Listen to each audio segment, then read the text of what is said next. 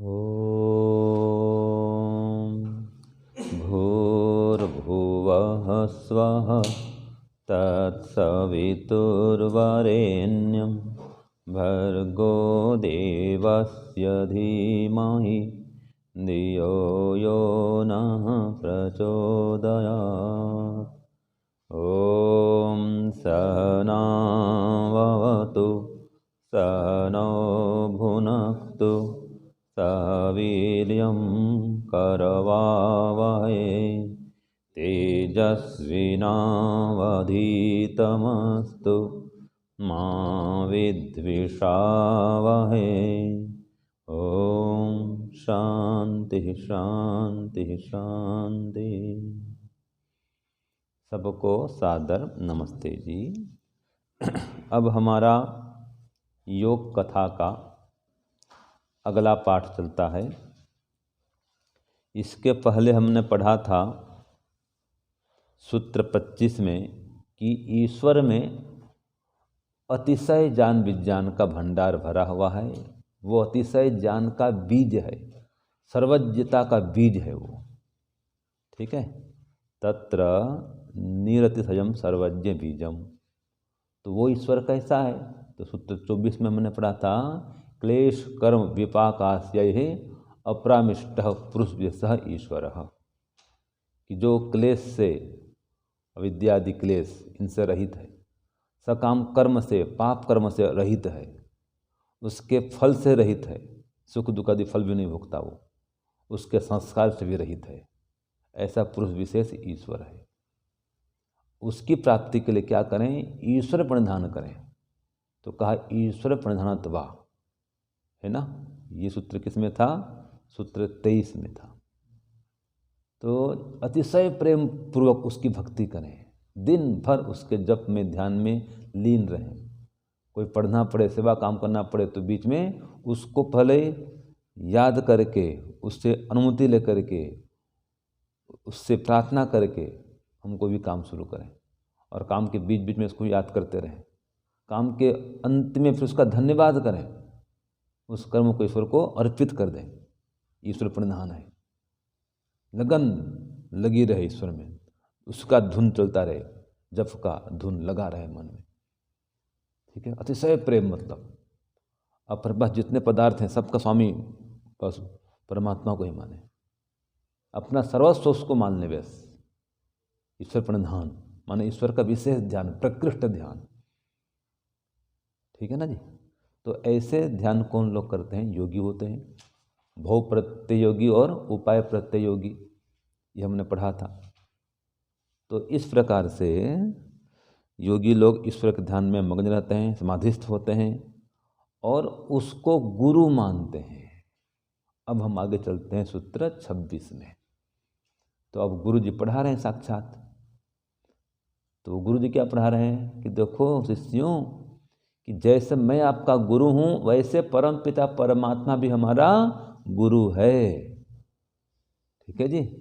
और महर्षि पतंजलि ने सूत्र बता दिया कि किसमें गुरु कहा है ईश्वर को, कौन से सूत्र में। तो महर्षि पतंजलि लिखते हैं, कहते हैं स एष, बोलिए, पूर्वे शामपि गुरु कालेन अनवच्छेदात्।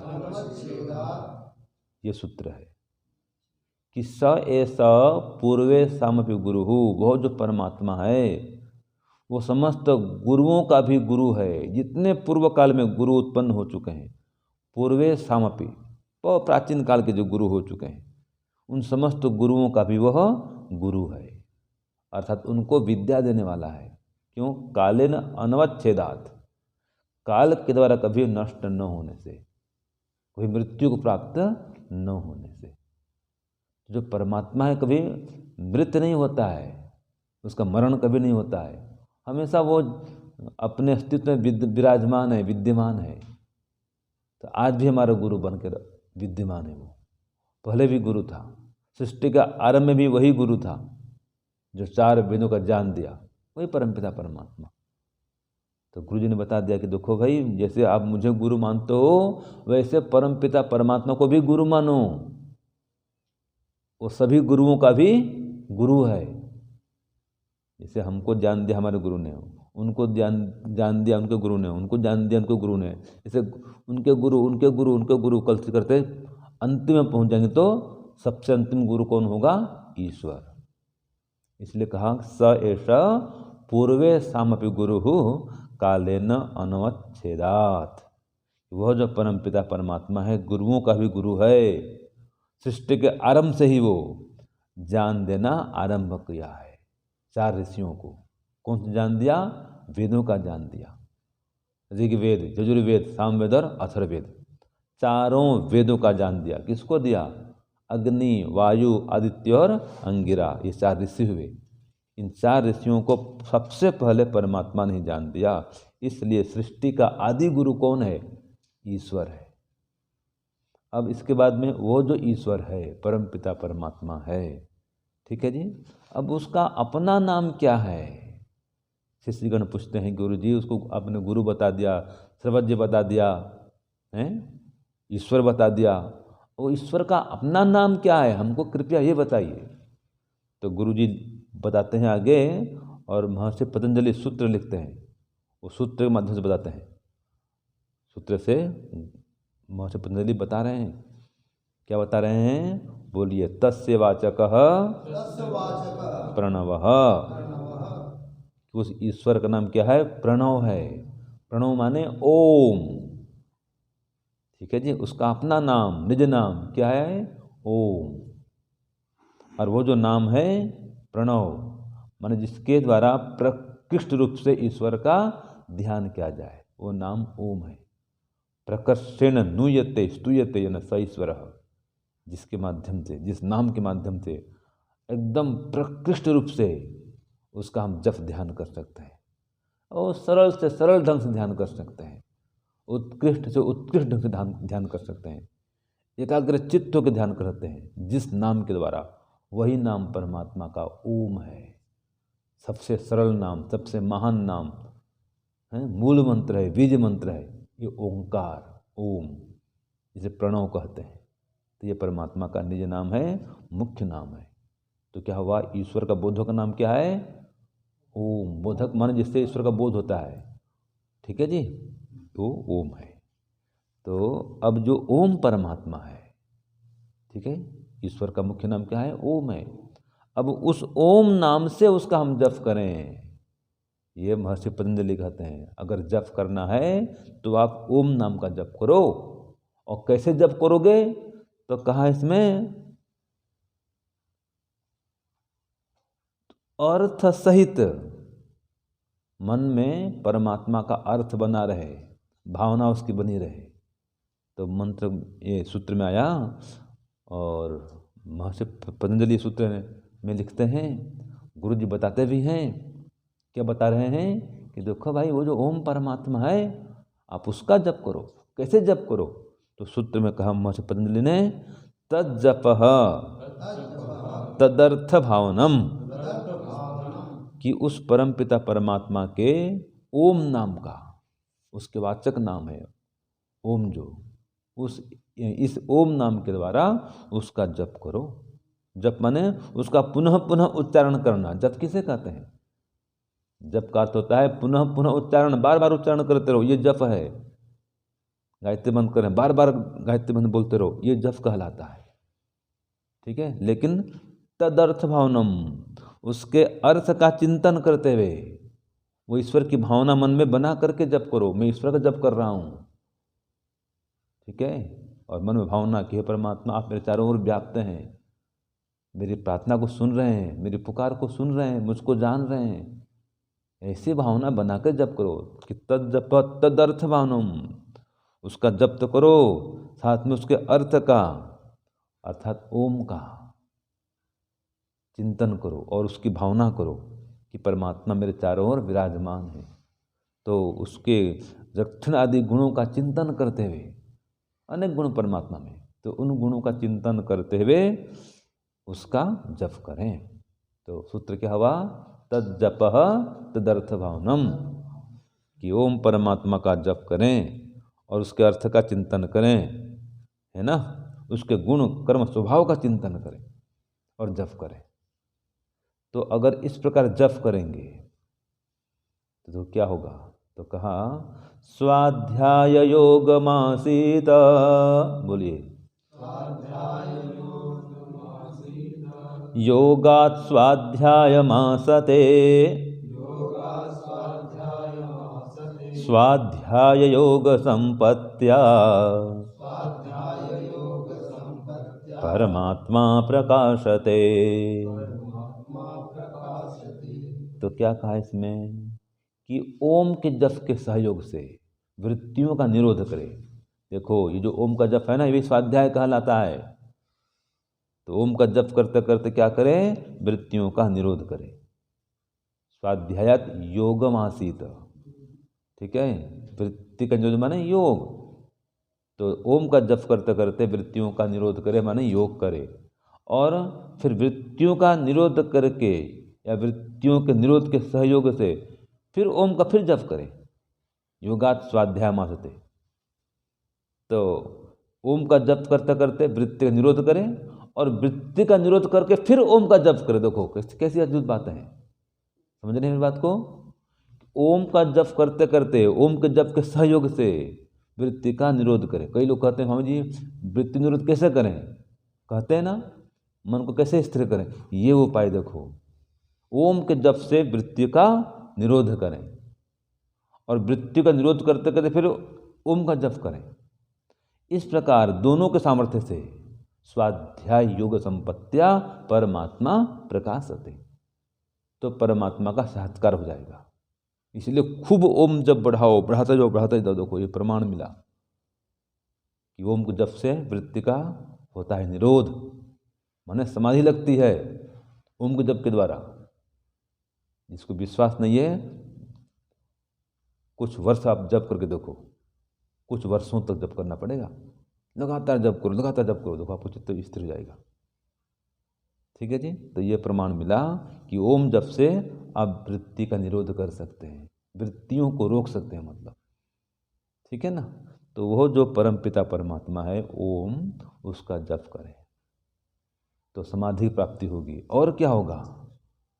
तो सूत्र 29 में गुरु जी बतलाते हैं और महर्षि पतंजलि लिखते हैं कि अगर आप इस प्रकार ओम का जप करेंगे, ईश्वर प्रणिधान पूर्वक ओम का जप करेंगे, अतिशय प्रेम से जप करेंगे, श्रद्धा से भक्ति भाव से जप करेंगे, तो क्या होगा?